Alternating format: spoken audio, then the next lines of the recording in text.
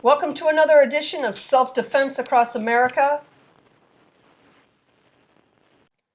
Okay, we're back with some more defensive use of a firearm stories for you from this past week. We're going to start in Elkmont, Alabama, where we have an adult male victim who was unharmed, and our suspect was 44-year-old Christopher Jason Hovis, and he was killed, and this looks like a home invasion.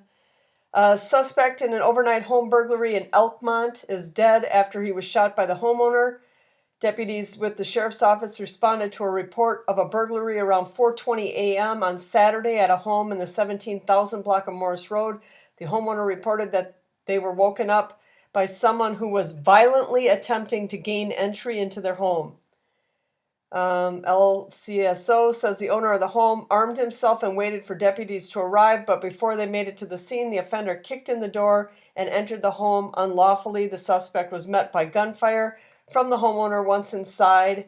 The suspect, later identified by investigators as 44-year-old Christopher Jason Hovis of Hartselle, retreated back outside where he died as a result of his injuries. Officials say the investigation is ongoing. However, they added that preliminary results indicated this is a justified shooting. There are no charges being filed at this time. So this guy attempts to break in, and this is one that happened at 4:20 a.m. A lot of these don't happen in the middle of the night like people think, but this one did. Happened at 4:20 a.m. And the homeowner called the police, but before the police showed up, he had to shoot the home invader. And a lot of this stuff, at least this one ended okay, and this guy won't be doing any more home invasions. But that guy that had to do that shooting, he still has to live with that for the rest of his life. So a lot of this stuff, it's you're just happy the guy isn't going to face any charges over shooting the guy, but he's still, that's not something you can just easily forget about. All right, we're going to go to Colorado Springs, Colorado, where our suspect, 24-year-old Fidencio Meza Pelayo, he was injured and arrested, and this one looks like another home invasion. And let's see what this guy did. Colorado Springs. According to the Colorado Police Department, 24-year-old Fidencio Meza Pelayo is facing multiple charges after a dangerous early morning crash in downtown Colorado. Detectives say the crash happened on Sunday just before 2 a.m. So this is another one that happened early in the morning. According to investigators, Meza Pelayo was suffering from a gunshot wound at the time of the crash, and officers believe he was shot by a homeowner after an earlier domestic disturbance call. Investigators say after being shot, Meza Pelayo drove off and made his way into the downtown area. Moments later, officers say he struck a parked car and crashed into several businesses, causing a significant amount of damage. Meza Pelayo was arrested and charged with kidnapping, assault, burglary, and several traffic charges. He is currently in the hospital and is expected to survive his injuries. And that's basically the story. So they called this a domestic disturbance call.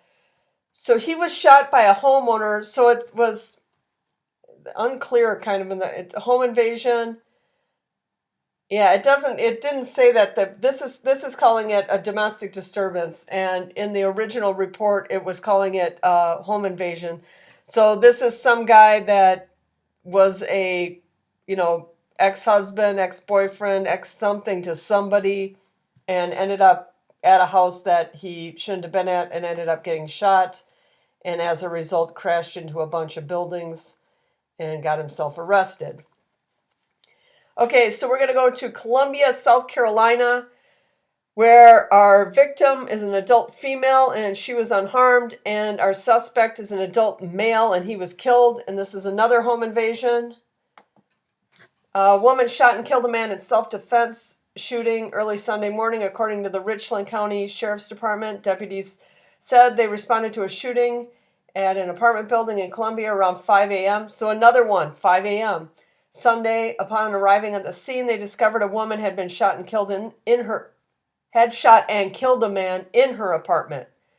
The The woman stated she heard banging at the door, and as she moved towards the door, a man entered into her apartment that she shares with her 2 children. The woman told investigators she retrieved her gun out of her purse and asked the man to identify himself. She said the man continued to approach her, and she shot him. The man died of his wounds at the scene. She notified law enforcement immediately after the incident. Deputies questioned the woman at their headquarters and released her shortly afterward, as they had determined that she acted in self-defense. The woman's 2 children were not harmed, and no charges are being filed.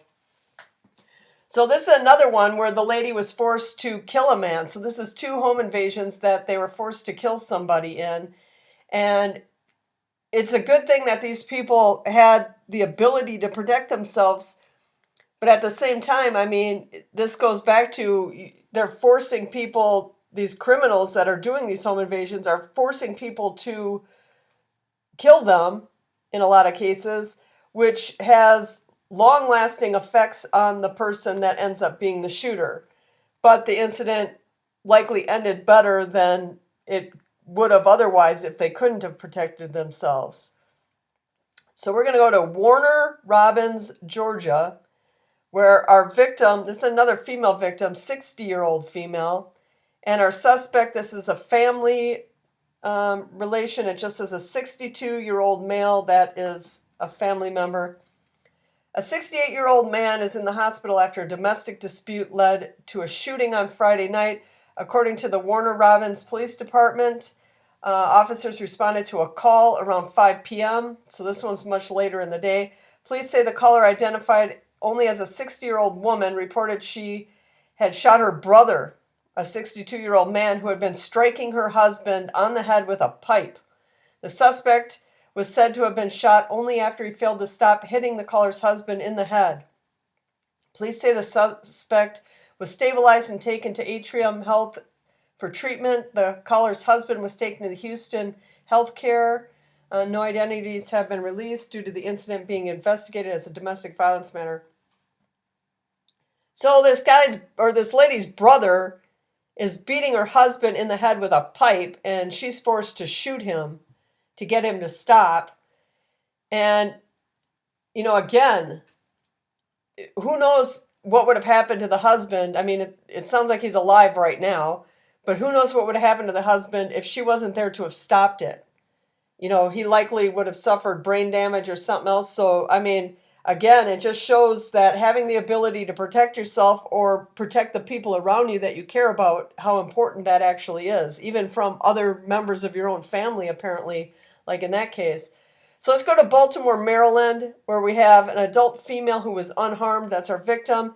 And a suspect, 28-year-old, and it's just as a 28-year-old male that was a significant other, either current or former.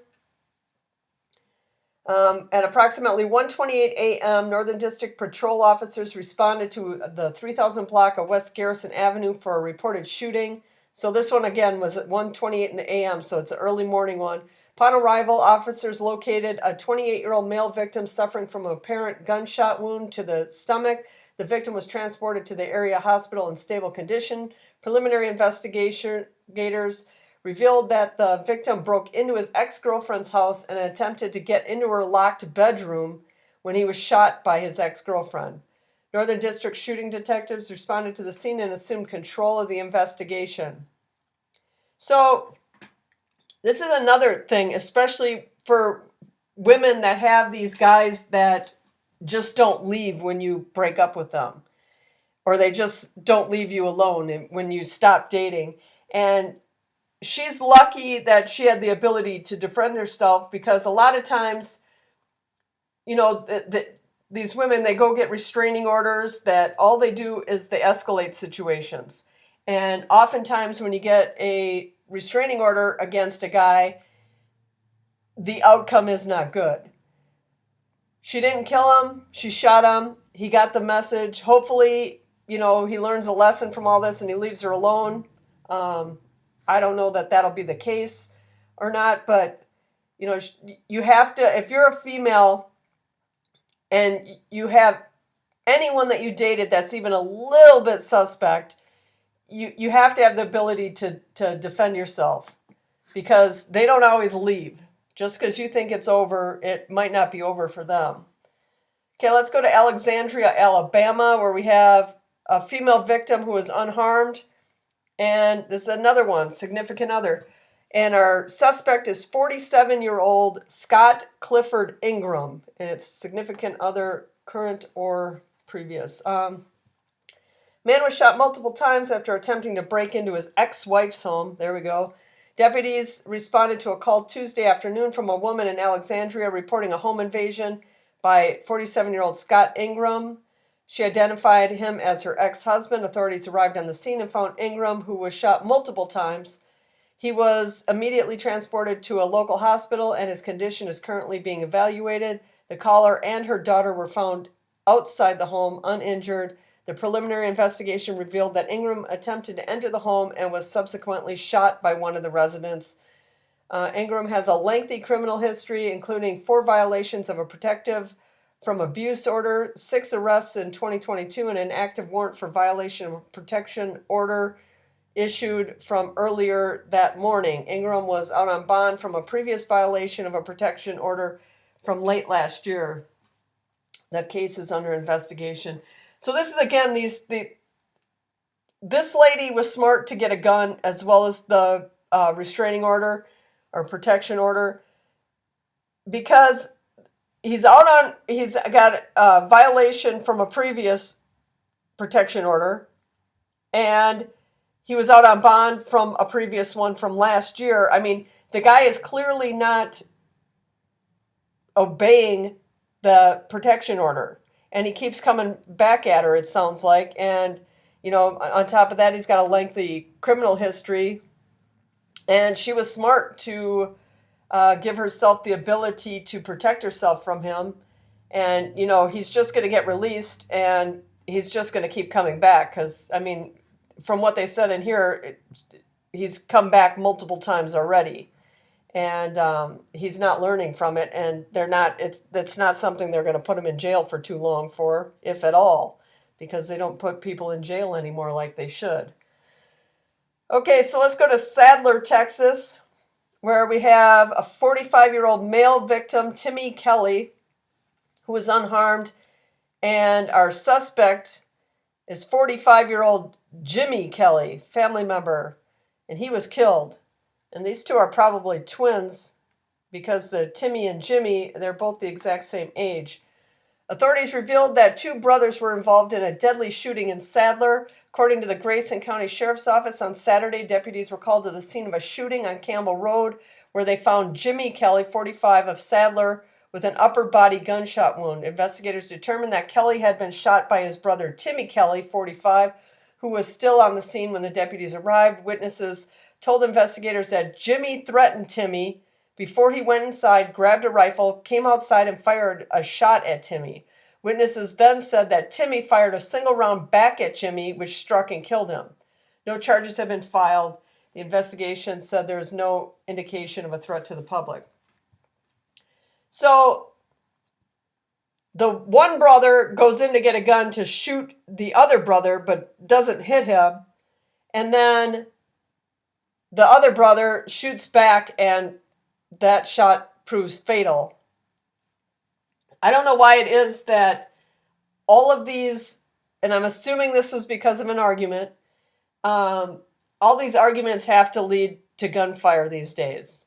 I don't know why people feel like they have to, like I say in a lot of videos, end the argument with a bullet and a murder charge.